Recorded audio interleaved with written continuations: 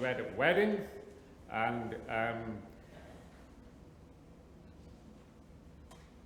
it's very inspiring. I mean, it's the kind of thing which moves us. It's beautifully written. The different versions of it try to capture something of what Paul is getting at here. However, it doesn't stand, it's not a little poem written on its own. It's part of a letter, and it's squeezed in between, in the middle of Paul trying to argue with the people of the church in Corinth about the difficulties with one another and the stresses and strains and tensions that were in that wee church of Corinth. And they had many different challenges and difficulties, and the previous chapter is all about how we're all different, but we all need one another to function as a whole body. And the next chapter is all about how we're all gifted differently, and how all of these different gifts have a place. And in the middle of it, you've got this beautiful chapter on love. And it is interesting. I was with my dad a couple of days ago, and Dad has been in working with people ministry for about, I guess, about 65 years now, really, you know. And there's people in all sorts of challenging situations. And as he's got older, my dad has got more emotional and more sensitive. And he said to me, on Friday when we took him out for the day, he said, and his voice was big, he said, Paul, he said, why can't people just love each other more? Why can't people just love each other more? And I suppose as you get older, it's a bit like stuff getting boiled away, and life gets more and more reduced to certain essential things. And for my dad now, it's almost love and that exists, you know. I think, there's probably certain political views, but we'll not go there actually. But but for him, and over the years I've had various conversations with him, for him the Christian faith, it should make a difference in our lives. And why does it not make more of that? And why the churches have so many of these problems that we often have? And it breaks his heart sometimes that people can't love each other more through their differences. So Paul's wee beautiful poem here comes in the context of trying to help a church work through its differences. The word love that is used here again and again is, as you will probably know, the word agape. And essentially what agape is all about is this love does not depend in any way on the attractiveness or the worthiness or the deservingness of the recipient. It's all about the lover who is giving the love, doing it out of the generosity and bigness of their own heart, in a nutshell. Now, before the New Testament, agape as a Greek, there are different words, as you know, for love. You've got philia, you've got eros, and other words for love. But it was only mentioned about 20 times in the Greek translation of the Old Testament, called Septuagint. It's only found there 20 times, and it's only found in a scattering of other classical texts. In the New Testament, it is found 116 times, and in Paul's letter, 75 times. The Christians really took this word and made it their own. And why is that? It is because they saw in the example and the life of Jesus and what he said, but more importantly, what he did, and how he talked about the love that he had for his Father and his Father for him, and the love that his followers should have for one another. He used that word. And that is the word that is Jesus', I would suggest, deepest legacy for the world. And you just have to look at history, and you do find wonderful examples down to the centuries of the Christian church, and also whether it's churches, whether it's hospitals, orphanages, schools, all over the world, things that have been done out of people's generosity of its own heart, following this. Sacrificial service. Got lots of other examples too, I'm totally aware of that. But this is Christianity's really unique contribution to things. The other thing to bear in mind that when this comes out of this chapter, comes out of the context of the fact that Paul is a single man who never married. So this is not about romantic love. There are no feeling words in this.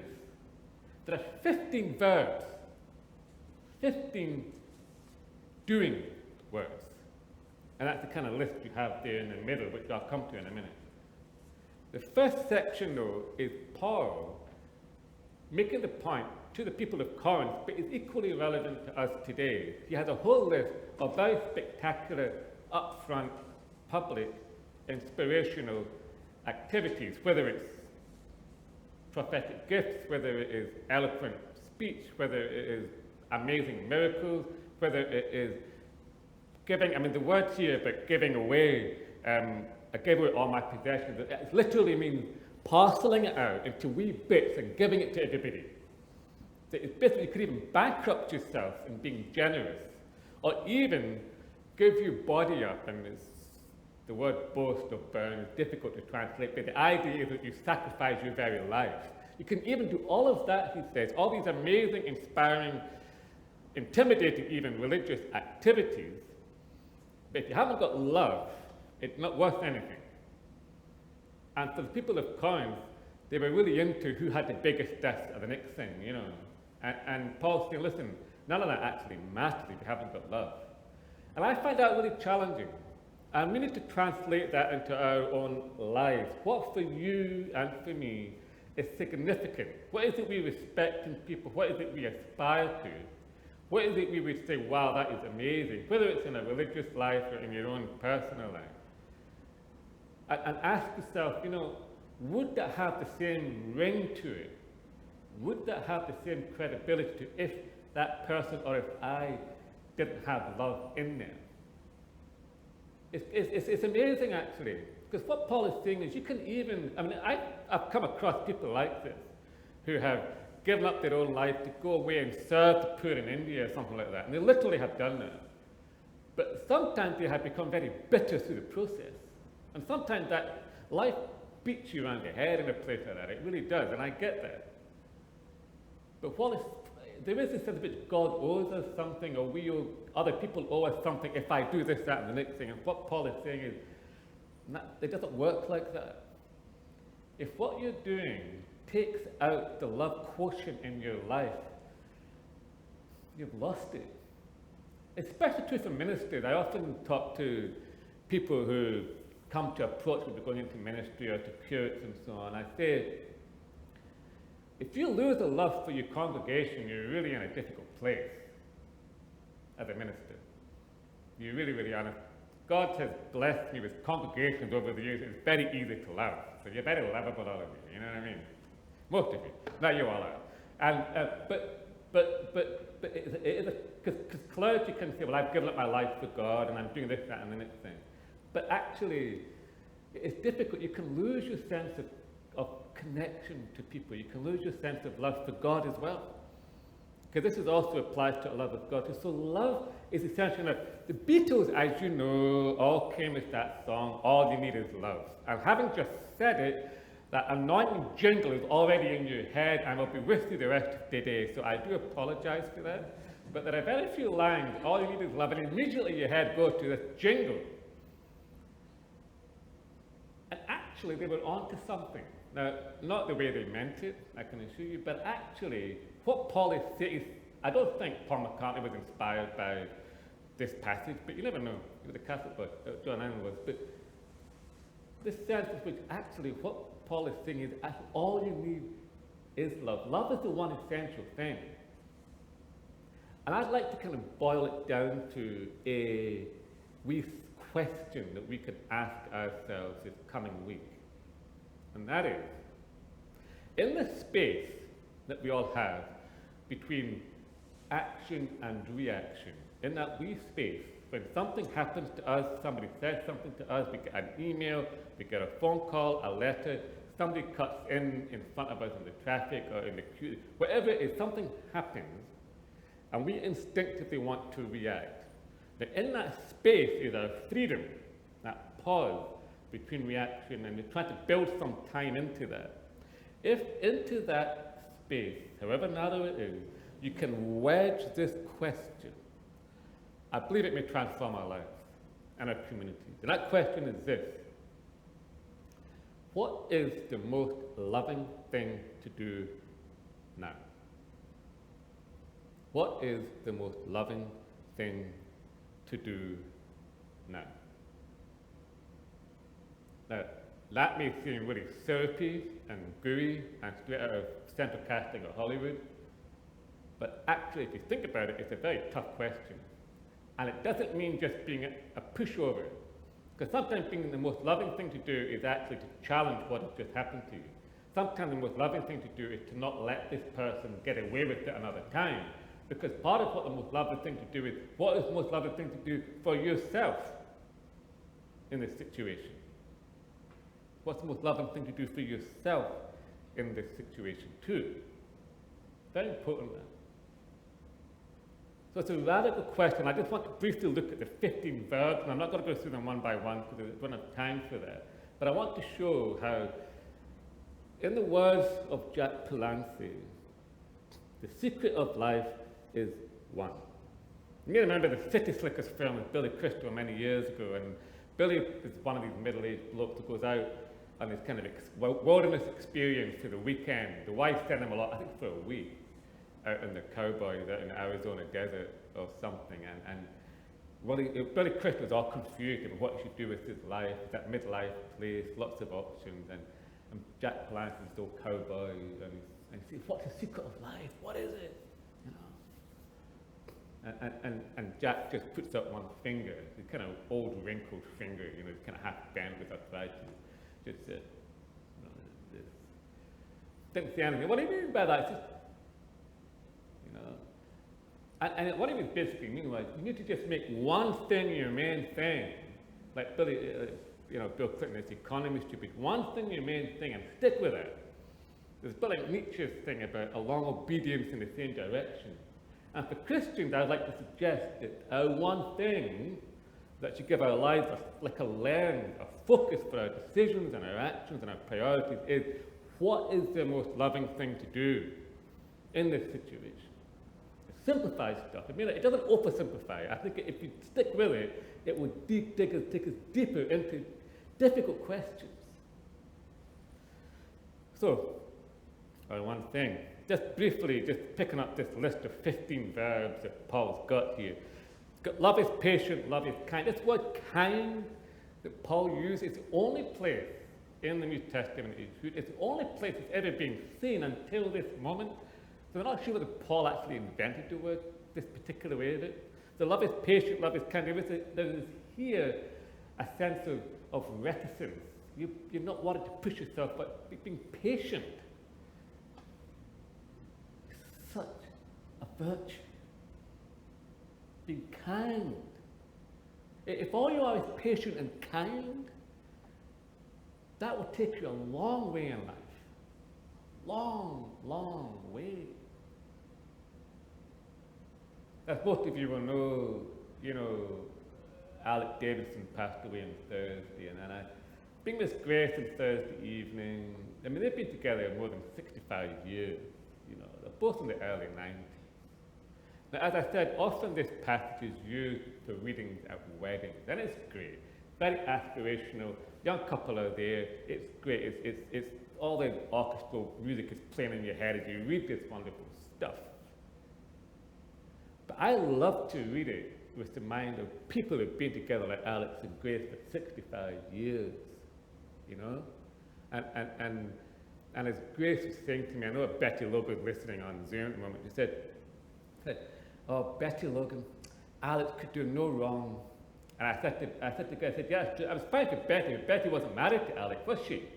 And they all burst out laughing. Because being patient, being kind, over 65 years, that is what this is about. That's what love is. The feelings obviously come and go. Feelings are important, but it's about this quality, the nitty-gritty of that. We had a dads and toddlers packed out. I mean, the post-Slimming World people were just leaving, all the cute dads outside trying to get in, and Willie was there helping me. And there's all these, a text from one of the mums later on that morning, whose husband comes and says, Paul, thanks for that. There's a whole WhatsApp group of all the wives thanking God that the husband got out the door that day. They got all this stuff at home.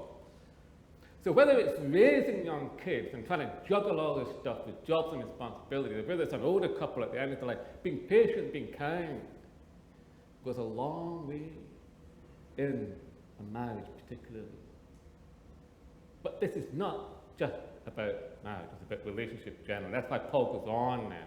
And we have this whole list of things that love is not. So he says, love isn't envious or boastful or arrogant or rude or insisting on its own way or irritable or resentful. It's quite a list there. It's quite interesting, the word boastful is really windbags. And certain people may come to mind when I say that word. You know what I mean? There is that sort of pomposity, you know? And let me give you a slightly different version of this list, which might bring it home to us in our modern context today. This is the Message version of this list. Love never gives up. That's a patient one. Love cares more for others than for self. That's kindness. Love doesn't want what it doesn't have. That's envy. Love doesn't strut, boastful. Love doesn't have a swelled head. Love doesn't force itself on others. Isn't always me first. Doesn't fly off the handle, angry. Doesn't keep score of the sins of others. That's what this is also. Keep a record of, keep a list of people who've hurt you, or even of your good friends who have let you down in the past. Doesn't revel when others grovel. And that's where it talks about here when it loves evil things. But it takes pleasure in the flowering of truth. And then you have this wonderful list at the top of the second paragraph. It bears all things, believes all things, hopes all things, endures all things. Wonderful list before. His version of it is, puts up with anything, trusts God always looks for the best, never looks back, but keeps going to the end. Keeps going to the end. What we have here is two contrasts in which those negative virtues, the envy and boastful and pride, they come out of a person whose default setting is about themselves. It's about me, so it's about what's happened to me, what is best for me. How do I look out for me in this situation? As opposed to the agape virtues, which is really about the other. It's about being other-oriented. So when we ask ourselves, what is the most loving thing to do now? What we're doing is we're taking our head out of ourselves and into the other person and saying, how do I live for them? How do I show care? And it breaks that cycle, which is so insidious, whether it's Ukraine, whether it's what's happening in China and Taiwan, whether it's families that are breaking apart, whether it's people that are wrestling with their identity. So many of these things is tied up, unfortunately, with thinking about me first. And it is so difficult to break that human propensity to do that. They're just wired into us. And the only way to get over like a good diet or a good breaking any habit is to be persistent, small gains, small incremental stuff this week, today. What can I do that will start me living for others a wee bit more than I already do now? Actually, I know most of you well enough, I think, I know that a lot of you are very thoughtful of other people. You're very careful, whether you're on Zoom or here in the church. I know that this is, I'm not trying to convert the unconverted here. I'm just telling you stuff you already know. But I want to inspire you about the seriousness of that and the centrality of that for our lives. Because love is a many splendid thing, but love is very fragile. Also, this is weird, it's strong and it's fragile as well. It can survive anything. Many waters cannot quench love, but a steady drip can. And the friendships, deep, long-lasting friendships, are one of the great joys and richnesses of our lives. Friendships need time and attention to them. They don't just happen by chance. And many of you will have had friends that you've had for many years. And I want to inspire you today. How can you even now deepen that friendship? How even now can you do something that is the most loving thing for that person later today or this week sometime. Whether it's a phone call or an email or whatever, or just send them a gift, a card. We so rarely get that now. Churches are a place, more than anything, I really believe we are called to model the importance of friendships.